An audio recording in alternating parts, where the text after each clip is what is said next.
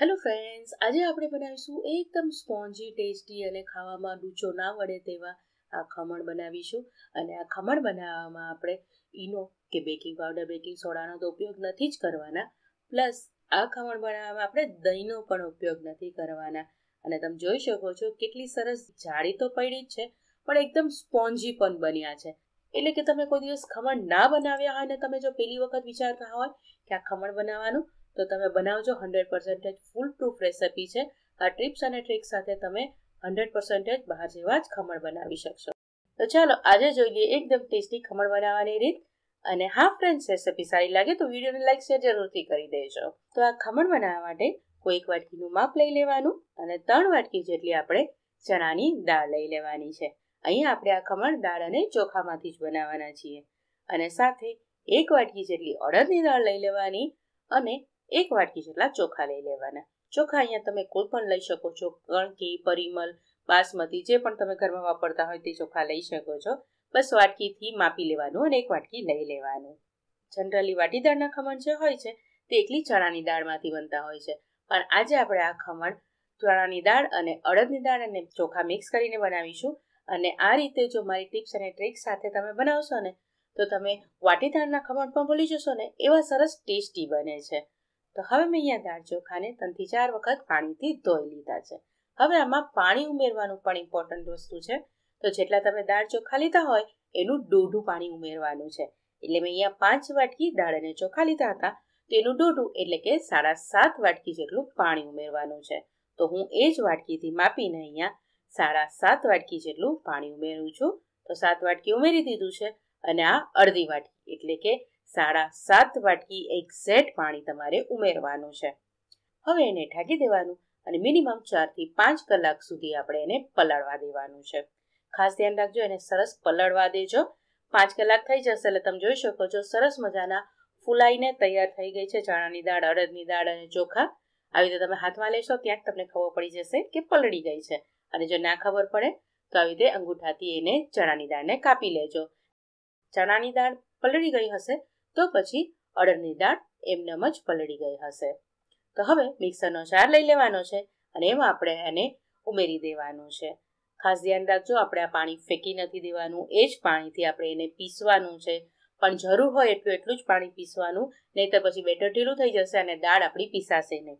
એટલે હોય એટલું પાણી ઉમેરી નહીં દેવાનું, થોડું થોડું જરૂર હોય એટલું જ આ પાણી ઉમેરતા જવાનું અને એને પીસતું જવાનું છે. અહીંયા આપણે દહીં કે કોઈ વસ્તુનો ઉપયોગ નથી કરવાના. આપણે અહીંયા આ પાણીથી જ આપણે એને પીસવાનું છે. તો તમે જોઈ શકો છો મેં એને પીસીને તૈયાર કરી લીધું છે. હવે આપણે એને એક મોટા વાસણમાં કાઢતા જઈએ. તો આવી રીતે આપણે પાણી થોડું થોડું ઉમેરતું જવાનું અને દાળ ચોખાને આપણે પીસતું જવાનું છે. તો તમે જોઈ શકો છો મેં બધું જ પીસી લીધું છે. હવે જો થોડું પાણી વધ્યું હોય છે દાળ ચોખા પલાળવાનું પાણી, તો એને મિક્સરના જારમાં ઉમેરી દેવાનું અને મિક્સરનો જાર સાફ કરીને આમાં ઉમેરી દેવાનું. આપણે અહીંયા વધારાનું 1 ચમચી પણ પાણી નથી ઉમેરવાનું, જેટલું પાણી છે તેટલું જ ઉમેરવાનું છે. અને હવે એક સિક્રેટ વસ્તુ ઉમેરી દઈએ, જેથી આપણા ખમણમાં આથો આવે ને તો પણ એ બેસી ના જાય. તો તેના માટે 2 ચમચી જેટલી 2 નાની ચમચી જેટલી ખાંડ ઉમેરવાની છે. અહીંયા આપણે મીઠું નથી ઉમેરવાનું, આપણે અહીંયા ખાલી 2 નાની ચમચી જેટલું ખાંડ જ ઉમેરવાની છે અને એને સરસ આવી રીતે મિક્સ કરી લેવાનું છે. 2 મિનિટ સુધી આપણે એને સરસ ફેટી લેવાનું છે, મિક્સ કરી લેવાનું છે. તો તમે જોઈ શકો છો આવું સરસ મજાનું આપણું બેટર તૈયાર થઈ ગયું હશે. એકદમ ઘાટું પણ નહીં અને એકદમ પાતળું પણ નહીં. આટલું પાણી તમે ઉપયોગમાં લીધું હશે ને તો તમારે વધારાનું પાણી પણ નહીં ઉપયોગમાં લેવું પડે અને ખમણ એકદમ પરફેક્ટ બનશે. હવે તમે જોઈ શકો છો વાસણ પૂર્ણ ભરાઈ ગયું છે અને આથો આવે તો આપણે હંમેશા ધ્યાન રાખવાનું કે આપણું વાસણ અડધું ખાલી હોવું જોઈએ, તો એ સરસ આથો આવે, નહીં તો પછી આથો ઢોળાઈ જાય એટલે કે બહાર પડી જાય. તો તેના માટે આપણે અહીંયા એક વાસણમાં થોડુંક બેટર હું કાઢી લઉં છું. આજે વાસણમાં આ બાઉલમાં જે હું કાઢીને બતાવું છું તે જ હું તમને પાછળથી બતાવીશ. મેં અહીંયા વધારે જ બનાવ્યું હતું કેમ કે મારે વધારે બેટરની જરૂર હતી, તો મેં અહીંયા મોટી વાટકી લીધી હતી એટલે બેટર ઝાઝું બને. જો તમે થોડુંક જ બનાવવાના હોય, 2 પ્લેટ જેટલું જ બનાવવાના હોય તો નાની વાટકી લેજો, જેથી તમારું બેટર વધારે ના થઈ જાય.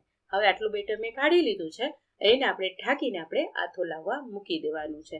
ખાસ ધ્યાન રાખવાનું, અહીંયા આથો ખૂબ જ ઇમ્પોર્ટન્ટ છે. જો ઠંડક હોય તો તમારે એને 12 થી 15 કલાક સુધી પણ રાખી દેવાનું, અને જો ગરમી હોય તો તમારે 6 થી 7 કલાકમાં પણ એ આથો આવીને તૈયાર થઈ જશે. અને હવે આ બીજા વાસણમાં જે આપણે બેટર કાઢ્યું છે તેને પણ હું આથો આવવા માટે મૂકી દઈશ. ફ્રેન્ડ્સ, આ આથો આવે છે ત્યાં સુધીમાં મને પ્લીઝ કમેન્ટ કરીને કહેજો કે તમારું નામ શું છે અને તમે કઈ જગ્યાએથી મારો આ વિડીયો જોઈ રહ્યા છો, જેથી મને પણ ખ્યાલ આવે કે મારા વ્યુઅર્સ કઈ કઈ જગ્યાએથી મને જોઈ રહ્યા છે. હવે તમે અહીંયા જોઈ શકો છો આટલો સરસ આથો આવીને તૈયાર થઈ ગયો છે. આપણે આટલો આથો આવવા દેવાનો છે. જો ખમણ આપણે ઈનો, સોડા, બેકિંગ પાવડર વગર બનાવવા હોય તો ખાસ આટલો આથો આવવા જ દેવાનો, નહીતર એ સારા નથી બનતા. મેં એને 12 કલાક સુધી પ્લેટફોર્મ ઉપર જ એને ઢાંકીને રાખી દીધું હતું. હવે એમાં આપણે ટેસ્ટ પ્રમાણે મીઠું ઉમેરવાનું, 2 ચપટી હળદર, 2 ચપટી હિંગ અને 1 મોટી ચમચી આદુ મરચાંની પેસ્ટ ઉમેરવાની છે. અને હવે આ બધી વસ્તુને આપણે હળવા હાથે મિક્સ કરી લેવાની છે. ખાસ ધ્યાન રાખજો, અહીંયા એકદમ સ્પીડમાં એને મિક્સ નહીં કરી નાખતા, એને હળવા હાથે મિક્સ કરજો. બસ બધી વસ્તુ એક સરખી થઈ જાય ને, પાણી છૂટું ના પડે ને એટલું જ એને મિક્સ કરવાનું. પછી ઢાંકીને પાછું 8 થી 10 મિનિટ સાઈડમાં મૂકી દેવાનું. હવે 10 મિનિટ પછી આવી રીતે કોઈ વાસણ લઈ લેવાનું જેમાં તમારે ખમણ બનાવવાના હોય. મેં અહીંયા આવી રીતે ઊંડું વાસણ લીધું છે જેથી ખમણ આપણા મોટા ઊંચા બને. તમે કોઈ પણ પ્લેટ લઈ શકો છો જે થોડી ઊંડી હોય, જેથી ખમણ થોડા મોટા જાડા બને. હવે તેને તેલથી સરસ મજાનું પહેલા આપણે સરખી બધી બાજુથી ગ્રીસ કરી લેવાનું, જેથી સરસ ડીવોલ્વ થઈ શકે. અને પછી આપણું જે ખમણનું બેટર છે તેમાં 1 મોટી ચમચી જેટલું તેલ ઉમેરી દેવાનું છે. તેલ તમે કોઈ પણ લઈ શકો છો અને એને હળવા હાથે થોડુંક જ મિક્સ કરવાનું, 3 થી 4 વખત હળવા હાથે મિક્સ કરી લેવાનું. અને પછી આવી રીતે જે વાસણ લીધું હોય એમાં ઉમેરી દેવાનું છે. તમારે જેટલી થિકનેસ રાખવી હોય એ પ્રમાણે અંદર બેટર ઉમેરવાનું છે. આ ડબલ એકદમ ફૂલાશે નહીં, આ જે છે એના કરતાં થોડુંક જ વધશે, એનાથી વધારે ફૂલાશે નહીં. પણ એક સાથે વધારે બેટર પણ નહીં ઉમેરી દેતા, નહીં તો પછી એને ચડતા વાર લાગશે. તો મેં સાથમાં પાણી પણ ગરમ કરવા મૂકી દીધું હતું. પાણી ગરમ થઈ જાય એટલે કાટલો મૂકીને આવી રીતે વાસણ મૂકી દેવાનું અને તરત જ એને ઢાંકી દેવાનું. હવે એને આપણે 20 થી 25 મિનિટ એને ચડવા દેવાનું છે. અહીંયા ખાસ ધ્યાન રાખવાનું, જ્યારે પણ ચણાની દાળના કે કોઈ પણ દાળના તમે ઢોકળા બનાવતા હોય કે ખમણ બનાવતા હોય તો તેને ચડતા વાર લાગે છે. અહીંયા મેં એને 25 મિનિટ ફૂલ ગેસ ઉપર ચડવા દીધું હતું. તમે જોઈ શકો છો ચપ્પુ એકદમ ક્લીન નીકળ્યું છે, એટલે કે આપણા ખમણ બનીને તૈયાર થઈ ગયા છે. તો હવે એને કાઢીને આપણે ઠંડા થવા દઈએ. ઠંડુ થવા દેવાનું પણ ઇમ્પોર્ટન્ટ છે. એને તરત જ ડીમોલ્ડ નહીં કરી દેવાનું. 15 થી 20 મિનિટ આરામથી એને ઢાંકીને ઠંડુ થવા દેવાનું. ઉપર એક કપડું ઢાંકીને પછી ઠંડુ થવા દેજો.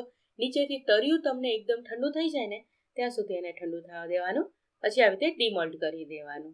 તમે જોઈ શકો છો સરસ મજાની જાળી પણ પડી છે અને સ્પોન્જી પણ બન્યા છે, ઈનો, સોડા કે બેકિંગ પાવડર વગર. પછી એના આવી રીતે પીસીસ કરી લેવાના. એક પીસ હું તમને કાઢીને પણ બતાવી દઉં. એકદમ સ્પોન્જી બન્યા છે. હું દર વખતે આ રીતે જ ખમણ બનાવું છું. શું કામ? બેકિંગ પાવડર, બેકિંગ સોડા વગર જો બનતા હોય આવી રીતે ખમણ તો ખાવા શું કામ જોઈએ બેકિંગ પાવડર અને સોડા. હવે એને વઘાર કરી લઈએ. તો વઘાર કરવા 3 મોટી ચમચી તેલ ગરમ કરવાનું, તેમાં 1 ચમચી રાઈ ઉમેરવાની, થોડીક હિંગ ઉમેરી દેવાની અને રાઈને ફૂટવા દેવાનું. પછી એમાં લીમડો ઉમેરી દેવાનું, થોડાક લીલા મરચાં ઉમેરી દેવાના અને 8 થી 10 સેકન્ડ સુધી એને સાતળી લેવાનું તેલમાં. પછી એમાં પાણી ઉમેરવાનું છે. તો 2 મોટી ચમચી જેટલું પાણી ઉમેરી દેવાનું છે, કે પછી તમારે રસો કેટલો અંદર કરવો હોય એ પ્રમાણે ખમણમાં પાણી ઉમેરવાનું. જનરલી વાટીદાળના ખમણમાં પાણી નથી હોતું, પણ મેં અહીંયા થોડું પાણી ઉમેર્યું છે જેથી આપણે તેલ ઓછું ઉમેરી શકાય. જો તમારે પાણી ન ઉમેરવું હોય તો 5 મોટી ચમચી તેલ પણ ઉમેરી દેજો. હવે એમાં 1 મોટી ચમચી ખાંડ ઉમેરી દેવી, મીઠું જરૂર હોય તો મીઠું ઉમેરી દેવું અને મીડિયમ ગેસ ઉપર 1 થી 2 મિનિટ સુધી એને ઉકાળી લેવાનું છે. અહીંયા આપણે વધારે એને ઉકાળવાનું નથી, બસ 2 મિનિટ થઈ જાય અને ખાંડ ઓગળી જાય એટલે ગેસ બંધ કરી દેવાનો અને પછી 1 મિનિટ સુધી એને ઠંડુ થવા દેવાનું. 1 મિનિટ થઈ જાય અને ઠંડો થઈ જાય વઘાર એટલે પછી જ આપણે ખમણ ઉપર એને રેડવાનો. એકદમ ગરમ ગરમ તમે જો ખમણ ઉપર રેડી દેશો તો તમારા ખમણ છે તે એકદમ સોગી બની જાય છે ને એકદમ સોફ્ટ બની જાય છે. તો એવું ના કરવું હોય તો એના માટે થોડોક વઘારને ઠંડો થવા દેવાનો અને ઉપરથી આપણે થોડુંક તાજું નાળિયેર ઉમેરી દેવાનું. અને જો આવી રીતે ઉપરથી દાડમના દાણા ઉમેરવા હોય તો એ ઉમેરી શકાય છે. તો તમે જોઈ શકો છો એકદમ સ્પોન્જી અને ટેસ્ટી ખમણ બનીને આપણા તૈયાર થઈ ગયા છે. આ રીતે જો તમે ક્યારેય ખમણ નહીં બનાવ્યા હોય ને તો પણ બનાવશો ને તો તમારા ક્યારેય ફેલ નહીં થાય, 100% ફૂલ પ્રૂફ રેસિપી છે. સાથે આપણે એની સ્પેશિયલ ચટણી બનાવી લઈએ. તો થોડીક અહીંયા કોથમીર લઈ લેવાની, તીખાસ પ્રમાણે મરચાં, આદુ ઉમેરી દેવાના, સાથે 2 થી 3 ટુકડા ખમણના લઈ લેવાના, ટેસ્ટ પ્રમાણે મીઠું ઉમેરી દેવાનું અને 2 થી 3 આઈસ ક્યુબ ઉમેરીને કે પછી એકદમ ઠંડુ પાણી ઉમેરીને એને પીસી લેવાનું છે, એકદમ લીસું. તો તૈયાર થઈ ગયા છે આપણા સ્પોન્જી અને ટેસ્ટી ખમણ અને ચટણી. તમને આ રેસિપી કેવી લાગી એ કમેન્ટ કરીને ચોક્કસથી કહેજો. રેસિપી સારી લાગી હોય તો વિડીયોને લાઇક શેર કરી દેજો અને લાલ લખેલું સબસ્ક્રાઇબ બટન પર દબાવી દેજો. સાથે ઇન્સ્ટાગ્રામ અને ફેસબુકમાં અમને ફોલો જરૂરથી કરી દેજો. તો તમે એન્જોય કરો આ વાટીદાળના ખમણ ઈનોને સોડા વગરના. આપણે મળીશું નેક્સ્ટ રેસિપી સાથે. ત્યાં સુધી આવજો, bye bye, thank you and જય શ્રી કૃષ્ણ.